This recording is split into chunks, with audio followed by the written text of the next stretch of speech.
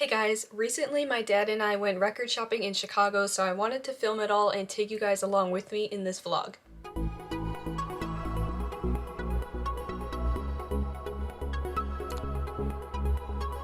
I live in the Chicagoland area, so I've been to Chicago so many times, but I have never actually been record shopping in Chicago. I've never stepped foot in any record store in Chicago, which is crazy, and I really felt like I needed to do it. Like, I've been record collecting for so long and I've never shopped in Chicago, so I had to do it because we live so close. And we did make a surprise stop, so stick around to the end of the video to see that. All of the stores were in a really close walking distance, so that was really nice, so I hope you guys enjoy the vlog. We basically went in a straight line down Milwaukee Avenue, so we started with Reckless Records. There are 3 locations in Chicago, and we obviously went to the one on Milwaukee. There were a lot of CDs by the front. I didn't look at any of the CDs, I just went straight to the vinyl records. There were a ton of valuable records on the wall on display, which was really cool to look at. They had lots of variety in genres and artists, so I really love to see it. I love to see a lot of variety in record stores. I spent most of the time looking at the dance and electronic stuff. During this trip, I was mainly looking for Calvin Harris, Tiesto, Skrillex, some other DJs, but they didn't really seem to have any, but it was nice to see a lot of other house records, synthwave, techno, all that kind of stuff. I just didn't see any of the artists that I was looking for, but that's okay.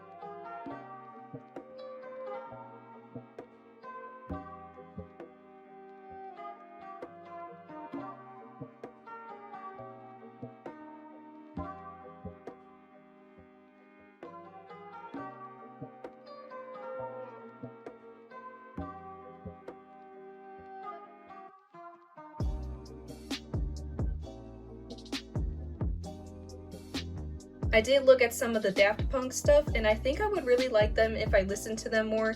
I only know a couple of their songs, but I still wanted to see what they had at the record store, and they had a lot of their albums, so that was cool. And again, the whole record store had a lot of variety. They had pretty good prices as well.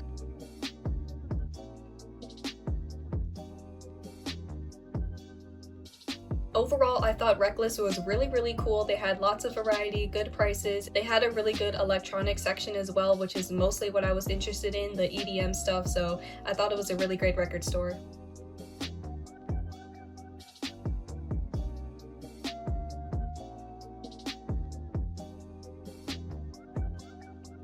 I was really glad to see a Juice WRLD section. I mean, they should. It's Chicago, and he's a Chicago rapper.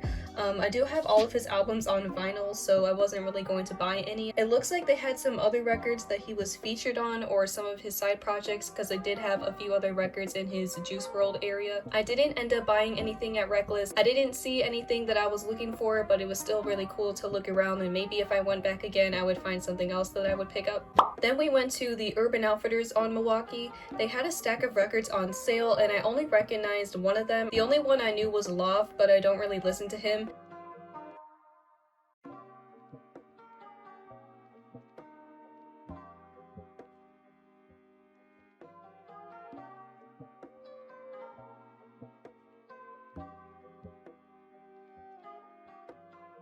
They also had a CD player that was on sale that I thought about buying for myself for my room, but after reading it, it turns out you can only use headphones with it, so I wouldn't be able to connect it to my speaker, so I didn't end up buying it. The record section was upstairs, and they had a whole display of more records, so that was nice to see. And there was also a really nice view of the street upstairs by the records, and they also had some cassettes and some Crosleys out too, so I looked at that as well.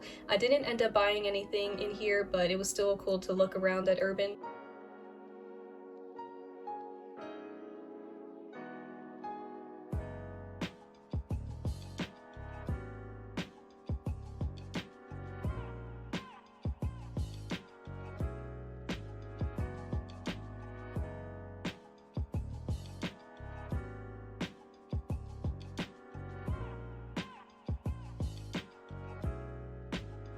Then we went to the Exchange on Milwaukee. I have heard of this store. I think it's kind of like a Goodwill. They sell a bunch of secondhand stuff, but I think it's mostly like video games and electronics, and they do have records. And this store was so overwhelming. They had so many records, and I have never been to the Exchange, but you know, I heard they had records, so I had to stop. They had so much stuff to go through and flip through. I didn't have time to look at everything. I didn't really know where to start, so I was kind of just walking around looking at the different genres they had. I didn't find anything I wanted, but I did appreciate the variety. They had a really good electronic section, pop, rock, hip-hop, all that kind of stuff. There was just so many records to go through that I couldn't possibly go through all of them, but I didn't really see anything that stuck out to me that I wanted to get, but I still liked going to the store and looking through everything. We had a quick lunch break at Taco Bell, and then we went over to Shuga Records. I hope I'm saying that name right. That was also on Milwaukee, and this was by far my favorite store of the day, and maybe even the best record store I've ever been to. They had a ton of variety in genres and artists, so that was really great, and I found almost all of the artists that I listened to, so that was really cool. There was a lot of stuff that I'm familiar with, and usually when I vinyl shop in stores, I don't see anything I recognize, but this store had like almost everything I knew, so that was amazing. They also had a really great mix of modern records, old records, new and used. They had everything.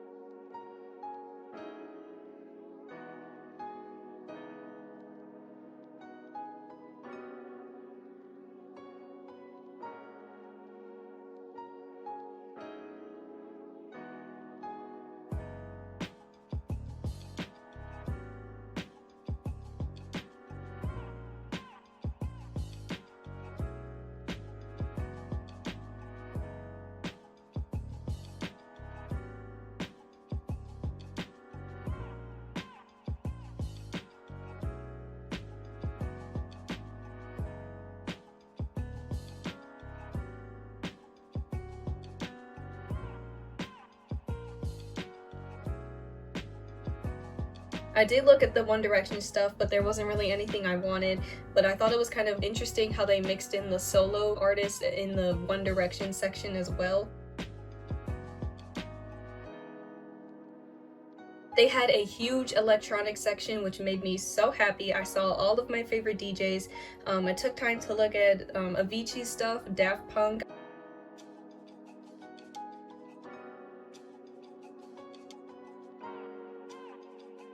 I almost bought the Discovery record by Daft Punk, but I just wanted to listen to the full album first. The only song I really recognized on there was One More Time. I don't listen to Daft Punk, so I wanted to go home and listen to the album first, and then I would come back and buy the record because I didn't want to spend $40 on an album if I didn't like it. But I think next time if I go back, I would probably pick it up.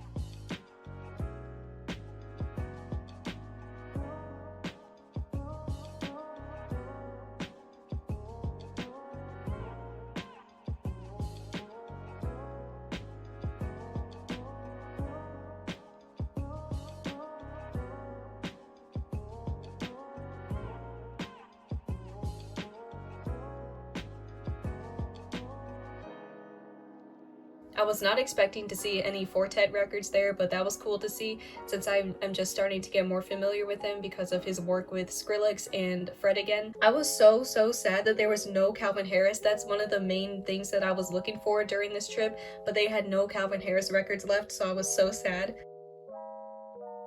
They also had a huge soundtrack section. They had everything, movies, TV shows, a lot of things that I watch and that I'm interested in, so that was really cool. They had a ton of Star Wars, Marvel, DC, Netflix shows. They had everything. There were a lot of soundtracks that I already had, so I didn't end up buying any soundtracks, but it was still cool to see everything else that they had. I was like in my zone. It was like everything I love.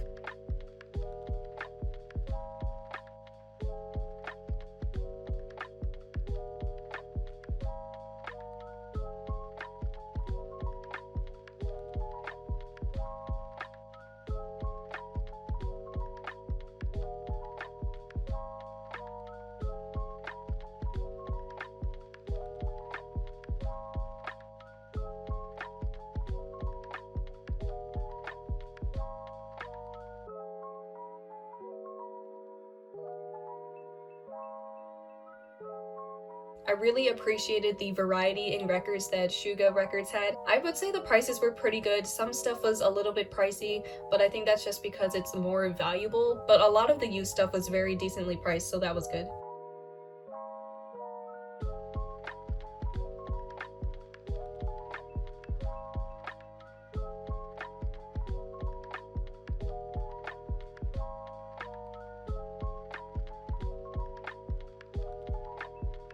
And I almost missed this, but on the side wall they had like this section for a bunch of used records, and it was mostly electronic and EDM, so that was so cool to see. They had a lot of local Chicago stuff as well. That was awesome, and I can't believe I almost walked out of the store without seeing this section. I was in my happy place. I literally spent so much time looking through all the EDM stuff.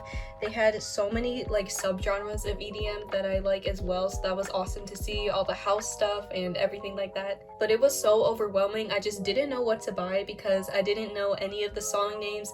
I didn't know any of the artist names, so I wasn't really sure what to get. I didn't know what any of it sounded like, so I did write down a few things that looked interesting. In the moment, I didn't know what to get. It was kind of overwhelming, and I don't want to spend money on a record if I end up not liking it, but next time I go, I'm definitely going to get a lot of stuff in this used electronic section. I also saw Lennon Stella's record 321. She is actually the very first artist that I ever saw live because she opened for the Chainsmokers. There are a few songs off that album that I do like. The last record store that we went to was called Dusty Groove. This store was on Ashland Avenue, so we just had to turn right and go down the street, and there it was. I didn't spend a lot of time in the store because they had a much smaller selection. It was a smaller store, which is fine, but I just didn't really see anything that really interested me a whole lot.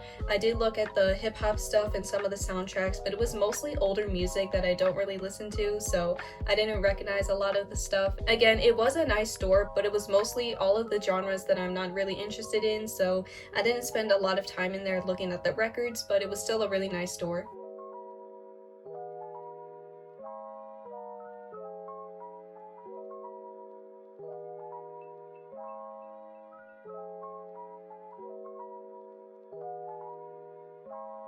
So my dad and I did end up making a quick stop at the Juice WRLD Mural. I'm a really big fan of Juice WRLD. My dad likes Juice WRLD, and we've been wanting to see this mural for so long, but we never ended up going until now. And it was a very short drive from where all of the record stores were. It was so cool to see in person. The mural is very detailed. It's very accurate. The artist did an amazing job. I don't know who the artist is off of the top of my head, but I really love it. Too bad it got vandalized. I mean, I think it was just a matter of time before someone vandalized it, unfortunately. It was kind of sad to see the bottom half vandalized, but at least like the main part of his face was still intact. But again, it's something that I've been wanting to do, so it's just really cool to finally go see the Juice WRLD mural because I am such a big fan of Juice WRLD. Rest in peace.